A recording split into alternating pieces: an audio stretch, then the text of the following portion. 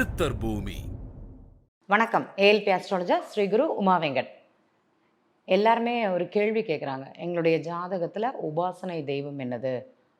உபாசனை தெய்வம் அப்படிங்கிறது அவங்களுடைய ஜாதகம் அப்படிங்கிறது கிடையாது. அவங்களுடைய மனதுக்கு பிடித்த தெய்வம்னு சொல்லலாம்.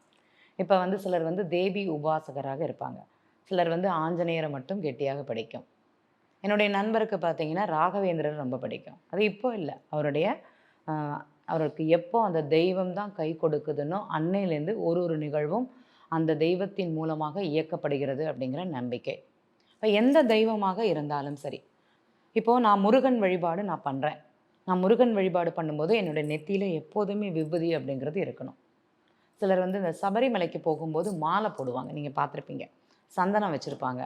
அதெல்லாம் அந்த தெய்வீகத்தை அந்த நாட்களில் அவங்கள மேம்படுத்தக்கூடிய ஒரு தன்மைன்னு சொல்லலாம். விரதம் இருந்து செய்யக்கூடியது. இப்போ தேவி உபாசகர்னு சொல்லுவாங்க. நெத்தியில் என்ன இருக்கும் பார்த்திங்கன்னா, குங்குமம் இருக்கும். ஒரு ரூபா அளவுக்கு பொட்டு அவங்க நெத்தியில் இருக்கும். பார்க்கும்போதே அப்படி இருக்கும், அப்பாடி அப்படின்ட்டு. சிலர் பெண்கள் மாரியம்மனை, முத்து மாரியம்மன், மாரியம்மன் இந்த மாதிரி காவல் தெய்வங்களை உபாசனைகளாக தெய்வங்களாக எடுத்திருப்பாங்க. அவங்களுடைய நெத்தியிலும் பார்த்திங்கன்னா பெரிய அளவு பொட்டு அப்படிங்கிறது அவங்களுக்கு இருக்கும். இப்போ சிவனை வழிபடுறவங்க என்ன செய்வாங்க? கழுத்தில் ஒரே ஒரு ருத்ராட்சம், நீலகண்டன் அல்லவா அவர், ஒரே ஒரு ருத்ராட்சம் அப்படிங்கிறது கட்டியிருப்பாங்க.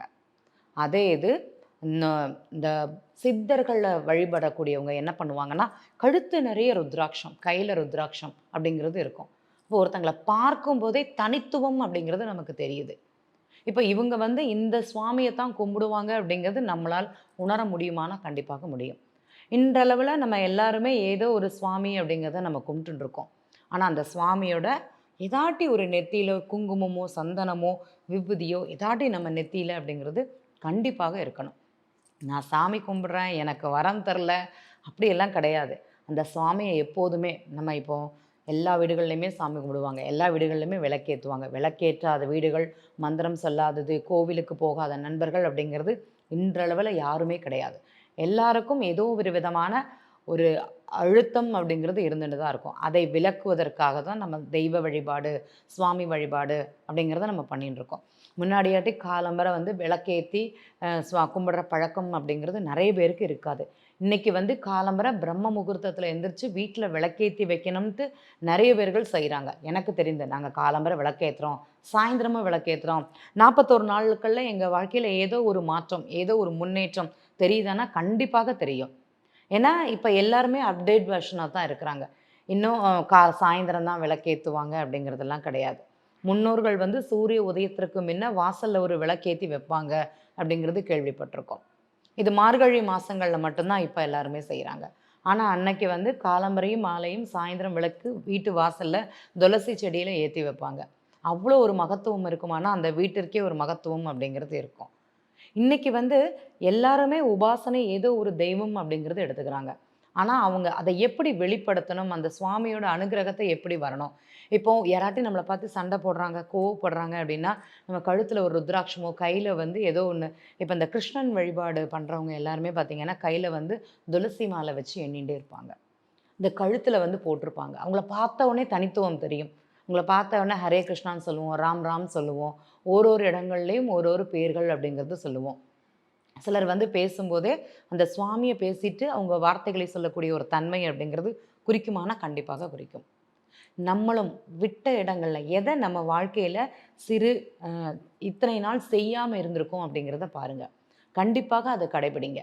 நீங்கள் எல்லாருமே முருகனை கும்பிடுறீங்க, அம்மனை கும்பிடுறீங்க, லக்ஷ்மியை கும்பிடுறீங்க, சிவனை கும்பிடுறீங்க, எல்லாமே கும்பிடுறீங்க.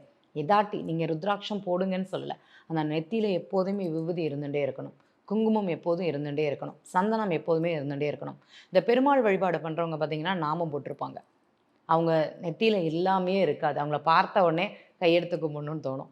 சிவன் வழிபாடு பண்ணுறீங்கன்னா பட்டையாக நான் போட்டிருப்பாங்க. இந்த ஹரியும் ஹரனுக்குள்ள அடையாளமே அதுதான். நீங்கள் ஹரியை கும்பிட்றீங்களா, நான் ஹரனை கும்பிட்றேன் அப்படின்னு சொல்லுவாங்க. அந்த மாதிரி தான் தேவி உபாசகர்கள் கண்டிப்பாக நெத்தியில் எதாட்டி ஒரு குங்குமம் அப்படிங்கிறது இருக்கும். எனக்கு ஆஞ்சநேயர் ரொம்ப பிடிக்கும். செந்தூரம் வச்சுப்பாங்க. ஆஞ்சநேயர் சீதாதேவி நெத்தியில் செந்தூரம் வச்சுருந்தாங்களாம். இப்போ ஆஞ்சநேயர் கேட்டாராம், ஏன் அம்மா நீங்கள் நெத்தியில் செந்தூரம் வச்சுக்கிறீங்கன்னு? என்னுடைய பகவானுடைய ஆயுள் நீடிப்பதற்காக நெத்தியில் திலகம் இட்டுக்க சொன்னாங்கன்னு சொன்னாராம். ஆஞ்சநேயர் போயிட்டு என்ன பண்ணாராம், ஓடி போயிட்டு உடம்பு முழுவதும் செந்தூரத்தை வந்து தடவி வந்துட்டாராம். அப்போ தேவி கேட்டாலாம், என்னப்பா இப்படி பண்ணியிருக்க அப்படின்னு. மகனும் தாயும் மகனும் தானே அவங்க. என்னுடைய பகவான் வந்து நீண்ட ஆயுளாக இருக்கணும்னு சொல்லிட்டு நான் உடம்பு முழுவதும் செந்தூரம் வச்சுட்டேன். அது ஒரு தன்னுடைய தெய்வத்தை, தன்னுடைய உபாசனை, தன்னுடைய வெளிப்படுத்துவதற்காக மட்டுமே. இது வந்து பல இடங்களில் உங்களுக்கு நன்மையை செய்யுமானா கண்டிப்பாக செய்யும். இந்த திருஷ்டி தோஷம், நம்ம வந்து சண்டை போடணும்னு நினைக்கிறவங்க, இதெல்லாம் பார்க்கும்போது நம்மள கோவமா ஒருத்தவங்க ஒரு வார்த்தை பேசுகிறாங்கன்னா, இந்த மாதிரி அடையாளங்கள், இந்த மாதிரி அறிகுறிகளை பார்க்கும்போது அவங்களோட அந்த எண்ணங்கள் வேறுபாடு கொடுக்குமானா கண்டிப்பாக கொடுக்கும். அவங்களுக்கு பலம் அப்படிங்கிறது அதிகம். இந்த மந்திரங்கள் நீங்கள் யாரெல்லாம் சொல்லியிருக்கீங்கன்னு தெரியாது. ஒரு 100 மந்திரங்கள், ஒரு 1000 மந்திரங்கள், 1,00,000 மந்திரங்கள் உங்கள் வாழ்க்கையில் நீங்கள் உருவேற்றி வச்சுக்கோங்க. அது வந்து உங்களுடைய ஊர்ஜம். நீங்க போகும்போது அத வேவிங் லென்த் அப்படிங்கிறது உங்கள உடம்ப சுற்றி அது காமிக்கும். ஒரு தனித்துவம் அப்படிங்கிறது உங்கள உணர வைக்கும். 10 பேருக்கு மத்தியில நின்னாலும் நம்ம தான் அப்படிங்கிற ஒரு தன்மைய அந்த மந்திர கட்டுக்குள்ள நீங்க இருக்கிற மாரி ஒரு உணர்வ கொடுக்கும். நெறைய பேர் உபாசனை அப்படிங்கிறது பண்றீங்க. இன்னும் நெறைய உங்க வாழ்க்கையில மாற்றம் அப்படிங்கிறது கிடைக்கும். செய்ய தவறியவர்கள் மட்டும் இதை செய்தால் போதும் அப்படிங்கிறத சொல்லிக்கிறேன். நன்றி. ஜோதிடத்தின் பரிணாம வளர்ச்சி ALP ஜோதிடம். இதை படிங்க, உங்க வாழ்க்கை உங்க கையில.